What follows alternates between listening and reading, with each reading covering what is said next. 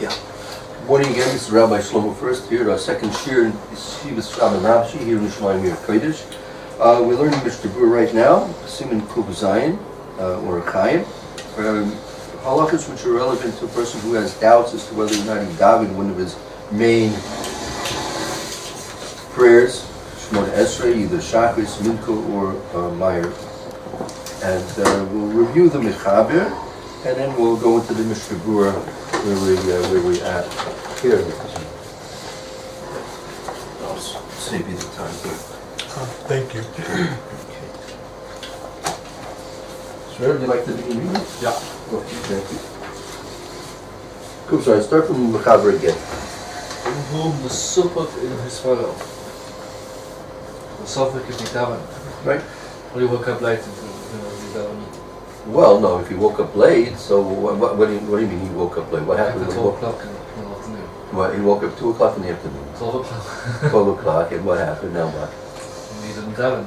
No, that's not a suffix, it's a vada. It's only when he's in sukkah, he doesn't know. Right?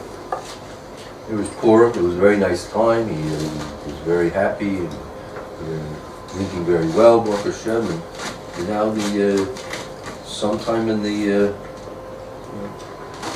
11:30 at night there, he wakes up, and he can't remember if he got a Meir or not. Right? So what's he supposed to do? So that's what the Mechaber teaches. Even who supa in his spot. If a person's in doubt as to whether or not he davened or not, chos l'spal, he goes back and davens. A poor person. Yeah, that's right. And so, He doesn't have to be innovative in what he's praying. His prayers don't have to be innovative. Right? In Berura loy shespalel. Das Kletten when he davened. Eino chazu mispalel loy chiddush. Doesn't go back and daven no chiddush. Right. So, on the other hand, he's clear that he davened already. Right? It's clear that he davened. So therefore, he's not to go back and daven again, except if he's going to HaKodesh something, unless he's going to be innovative, creative in something he's going to be speaking with the Rebbeinu Shalom about. Right? Now, this is where we're going to pick up. Right? Al Yidei Hiddush Choizer U'Mispal in the Davar Kol Amim Shiyutz. Right? So through a Hiddush, through being innovative, right? A person can go ahead and daven in the Davar, right? Anytime he wants. Chutz mitfilas musaf, except for being the prayers of musaf, right? She'ein mispaling also with a davar. You can't make a prayer of musaf into an davar. Right? Go ahead. Shabbos and Yom. Go ahead, Yisrael. Shabbos and Yom Tov ain't mispalel tfilas nadavar. Wow. Shabbos and Yom Tov we don't do tfilas nadavar at all. Yeah, there's no Nedavas on Shabbos or Yom. In history, mispalel al dashem al mispalel. The kids daven, the tradition in daven. This guy shekvar mispalel. You remember that he already davened. Pesach afilu be'emtza bracha. He stops in the middle of the bracha. Afilu yachal HaKodesh ba'adav. He was able to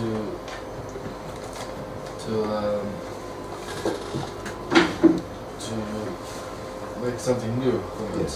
Make some type of new request in his prayers. This is a third final case that Mechaber says. If a person was, and we discussed this in detail yesterday, a person started davening and he assumed that he was obligated to daven. He understood that he has an obligation to daven. Mincha, Shabbos. Yeah. I'm sorry to interrupt, but there's a difference in davening between me davening because I want to and me davening because I have an obligation to. That's what you're saying? That's right. That's right. In the context of these halachas now, right? See, we have to daven Shachas, we have to daven Mincha, we have to daven Meir, right? On Shabbos we have to daven Musaf, right? So that's what it says. You've got to daven, right? Hasu Shalom, we should not be a person who takes prayer lightly, right? On the other hand, even though we're obligated, we'll get to this statement of Avos, we'll get to it sooner or later, but a person should not make his tefillas kevi. He shouldn't make them routine. Right? It's not an easy abode. It's not an easy thing to do. On one hand, you have to daven regularly, and you have to daven because you're obligated to daven, right? But that's not really why you're davening. You're davening because you know that HaKodesh Baruch Hu is the key to everything that happens in this world, and to you, and everything about you, and everything about this whole world, right? So we have to pray. Yeah, we have to pray in order to serve HaKodesh Baruch Hu, right? I mentioned this many times with Scheinberg Zatzal and many of his sichot. He says, without prayers, we have nothing. Without prayer, we have nothing. So I once asked the Yeshiva, I said, Rebbe, look, take a look at what's going on in the world. A lot of people seem to be doing a lot of things and getting a lot of things, and I'm not so sure if they're really praying, you know. At least not like us. Maybe in their deep down hearts, when they're doing a big business deal or making a big skyscraper or something like that, or they might, in the depths of their hearts somewhere or another, say to HaKodesh Baruch Hu, according to their understanding, help me with this. They may say that, right? But they're not praying like we do. I don't see them coming to shul, right? These big guys that are building these massive. I'd like to know where they daven. Maybe I can get a little extra nicer money from them, right? Big business tycoons try and find out. Maybe they have to go to Hong Kong and hang out in the shul in Hong Kong. But where are all these big tycoons? They're doing very well, right? So the answer is basically like this: that you have various levels of existence. The most basic level is doime. You have inanimate objects. The next level is tzomeach. You have plant life. Right? The third level is bali chaim. You have animal life. Birds, animals, fish. Then after that, you have humans. You have human life, right? So each level of existence is completely different than the others. Right? Again, everything's made of atoms and all these things. But a rock is completely, absolutely different than a plant, right?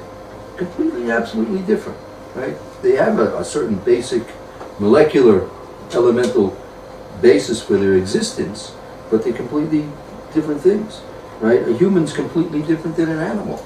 They're completely different, right? And they have certain things in common, right? But a plant has nothing. What does it have in common with a rock?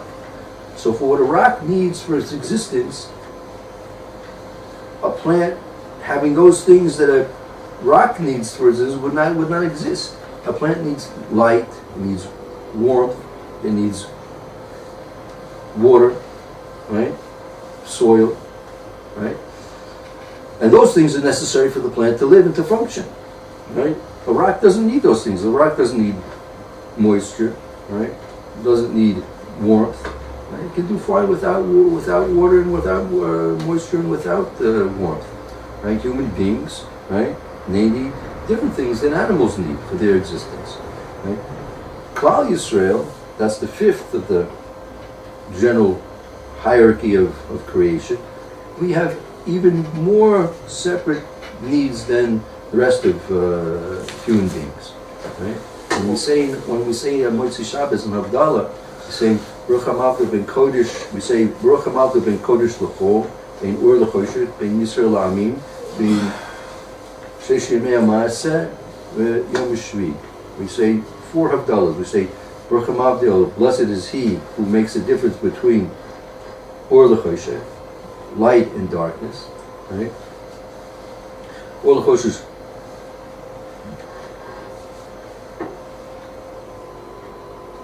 Baruch HaMavdil ben Kodesh l'chol, Blessed is Hashem that makes the difference between that which is holy and mundane, right?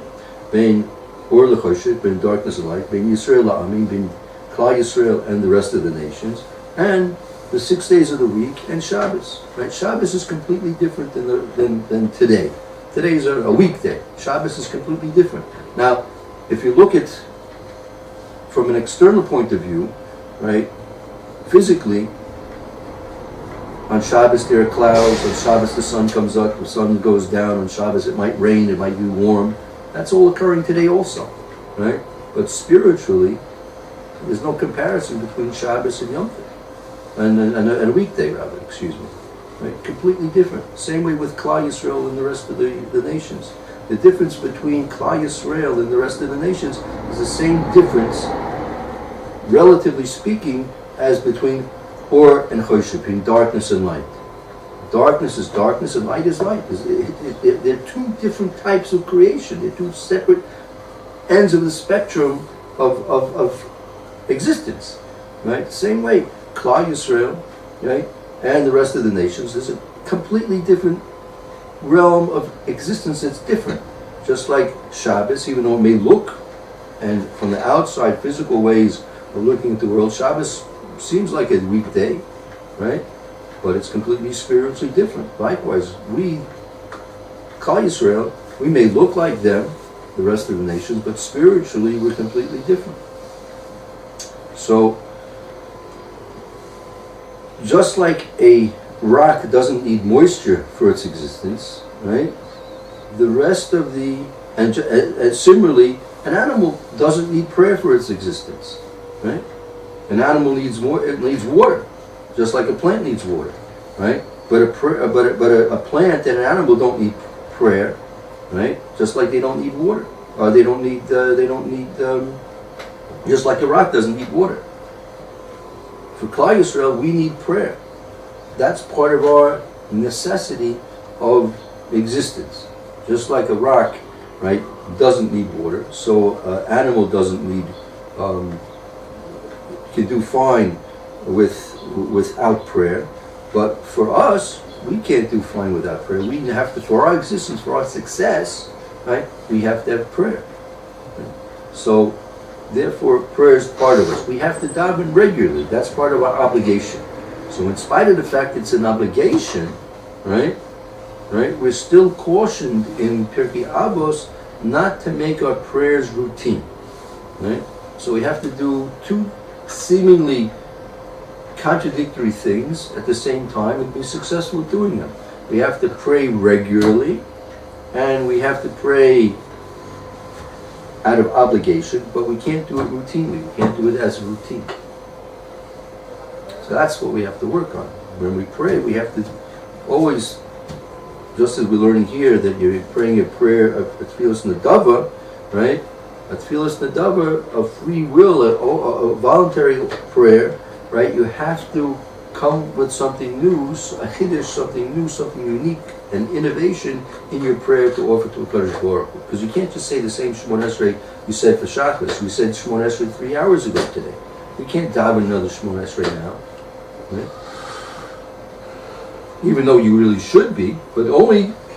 You mean another Shachar Shemon Esrei? Right, Shemakas. Mincha, it comes time for Mincha. Now all of a sudden, hey, I have an obligation for Mincha. But you don't have an obligation to daven Shacharis again. You daven Shacharis before. You daven the morning prayers already. Right? You can't do it again now. Except if you really want to, because really that's what you're supposed to be doing anyway. But you can't because we're just not capable of davening constantly all the time. But if you would mechadesh something, that's what the mechaber is teaching us. If you would add something new, some new element into your prayer, right? Then that would allow you to daven a whole new Shemon Esrei. It's not a Shachris Shemon Esrei. It's what we call Tfilas Nadava. It's a free will, voluntary Shemon Esrei. Right? In general, most of us don't do this in our time because we're not capable of having proper concentration in our prayers, even for the obligatory prayers we have to. Shachris, Mincha, and Marv. It's very difficult for us to have the proper kavanas, the proper concentration when we're davening regularly, so we don't usually do this. But in the case of a suffix, like we're learning here, if a person doesn't know if he daven or not, So it's sufficient that he davens like a prayer that's with a chiddush. However, since the chiddush is when he's masupik, since he doesn't know if he davened another, he doesn't have to add something new to it. His prayer is a prayer of doubtful obligation, and the fact that you're doing it to fulfill a doubtful obligation, that's enough to say that you can pray, but without the necessity of being mechadish, of being innovative, creative, and adding something new to your tefillah. So, okay, we'll go over this again next time, and hopefully we'll get clearer. It's a show. Okay.